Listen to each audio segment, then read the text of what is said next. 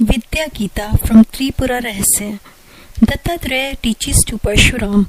I shall now relate to you an ancient sacred story. On one occasion, very long ago, there was a very distinguished gathering of holy saints collected in the abode of Brahma, the Creator, when a very subtle and sublime disputation took place. Among those present were Sanak, Sanandan, Sanat Kumar, and Sanat Sujat, Vashisht, Pulasya, Pulaha, Kratu, Prighu, Atri, Angiras, Pracheta, Narad, Chyavan, Vamdev, Vishwamitra, Gautam, Shuk, Parashar, Vyas, Kanv, Kashyap, Daksh, Sumanta, Sank, Likhit, Deval, and other celestial and royal sages. Each one of them spoke of his own system with courage and conviction and maintained that it was better than all the rest. But they could reach no conclusion, and so asked Brahma, Lord, we are sages who know all about the world and beyond, but each one's way of life differs from that of the others because the dispositions of our minds differ. Some of us are always in Nirvikalp Samadhi, some engaged in philosophical discussions, some sunk in devotion, some have taken to work, and others seem exactly like men of the world. Which is the best among us? Please tell us. We cannot decide ourselves because each thinks that his way is the best. Thus requested, Brahma, seeing their perplexity, answered, Best of saints, I also would like to know. There is Parameshwara, who is the all-knower. Let us go and ask him.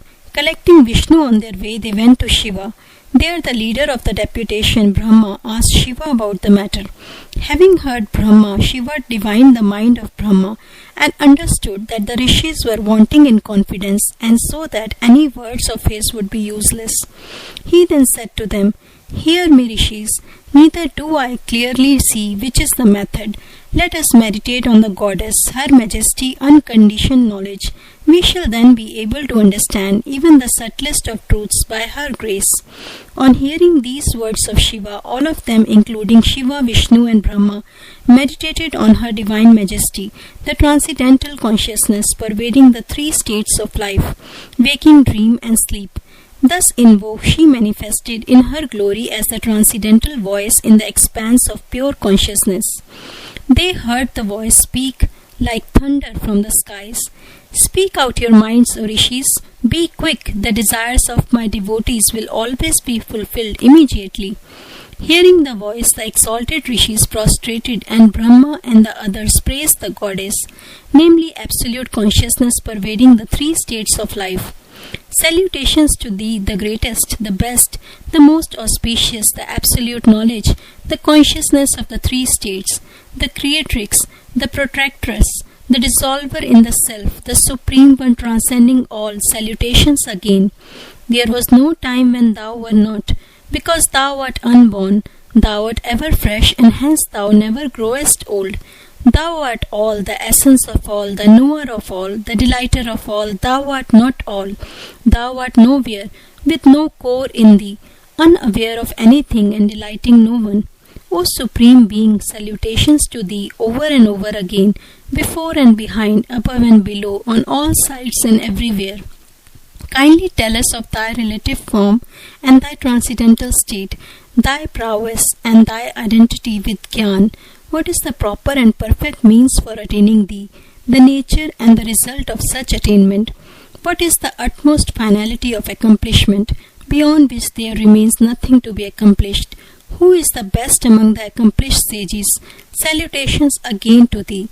Thus besought, the goddess of ultimate knowledge began with great kindness to explain it clearly to the sages. Listen, sages, I shall categorically explain to you all that you ask. I shall give you the nectar drawn out as the essence from the unending accumulation of sacred literature. I am the abstract intelligence wherefrom the cosmos originates, whereon it flourishes, and wherein it resolves. Like the images in a mirror, the ignorant know me as the gross universe, whereas the wise feel me as their own pure being, eternally glowing as I within. This realization is possible only in the deep stillness of thought-free consciousness, similar to that of the deep sea, free from waves. The most earnest of devotees worship me spontaneously and with the greatest sincerity, which is due to their love of me.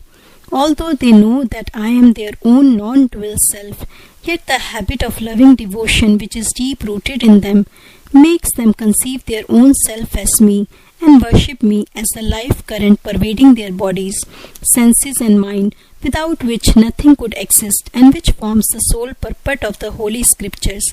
Such is my transcendental state.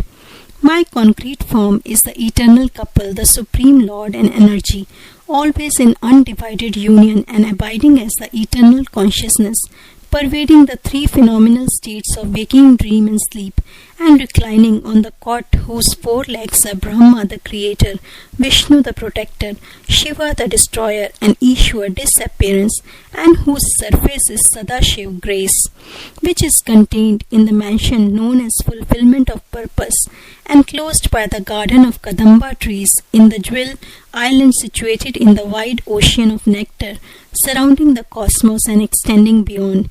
Brahma, Vishnu, Shiva, Ishwar, Sadashiv, Ganesh, Skand, the gods of the eight quarters, their energies of our gods, celestial serpents and other superhuman beings, all manifestations of myself.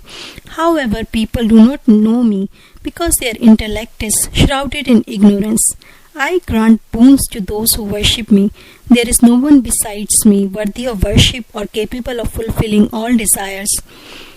All deities who receive worship and all conceptions of God are my manifestations because I am pure intelligence which cannot under any circumstances be transcended. The fruits of worship are put forth by me according to the mode of worship and the nature of individual desires. I am indivisible and interminable. Being non-dual and abstract intelligence, I spontaneously manifest even as the smallest detail in the universe and as the universe. Although I manifest in diverse ways, I still remain unblemished because absoluteness is my being. This is my chief power, which is somewhat hard fully to understand. Therefore, O Rishis, consider this with the keenest of intellect. Though I am the abode of all and immanent in all, I remain pure. Although I am not involved in any manner and am always free, I wield my power, called Maya, become covered with ignorance, appear full of desires, seek their fulfillment, grow restless, project favorable and unfavorable environments, am born and reborn as individuals. Until growing wiser, I seek a teacher and sage, learn the truth from him, put it in practice, and finally become absolved. All this goes on in my pure, uncontaminated, ever-free, absolute intelligence. This manifestation of the ignorant and the free and of others is called my creation, which is, however, without any accessories. My power is too vast to be described. I shall tell you something of it in brief. It is that the cosmos is only the obverse of the many details in them, leading up to different results. Knowledge relating to me is complex, but it can be dealt with under the two categories, dual and non-dual, of which the former relates to worship and the latter to realization. On account of their intricacies, there are many details in them leading up to different results. Dual knowledge is manifold because it depends on the concept of duality and manifests as worship, prayer, incantation, meditation, etc., all of which are due to nothing more than mental imagery. Even so, they are efficacious in contradiction to daydreams, for the law of nature provides for it. There are degrees in the efficacy of the methods, of which the most important concerns the aspect mentioned before. The ultimate goal of all is certainly non-dual realization.